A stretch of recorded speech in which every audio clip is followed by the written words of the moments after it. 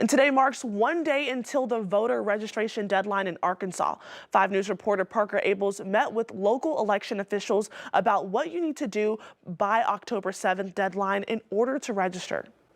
Deadline for Arkansans to register to vote for the November 5th election is just 1 month away, and there are some things you need to know if registration is still on your to-do list. You need to make sure that you are a resident of the county that you're registering in. Bring with you some proof of the fact that that's where you live. Your utility bill, your driver's license. Registering online is not an option in Arkansas, so you will have to do it in person, but there are different ways to do it. You can download the form from the Washington County's website, the Secretary of State's website, and fill it out and either mail it or bring it back in person. You could do it when you go to the DMV if you've recently gotten your driver's license. They may have asked you if you wanted to register to vote there.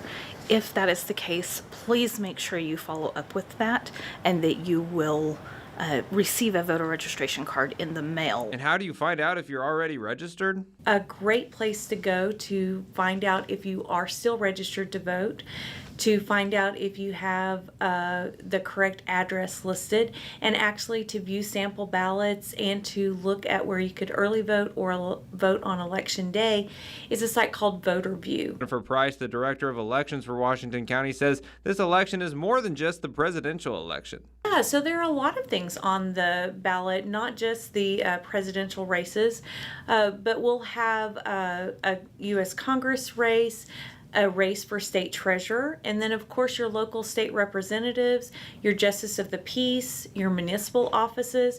There's several special elections, and then of course the state issues as well. And the amount of registered voters continues to climb each day. There's over 140,000 people registered to vote, and that number continues to increase. The closer we get to election day, the more voter registrations that we will receive. Covering news where you live, Parker Abels, 5 News.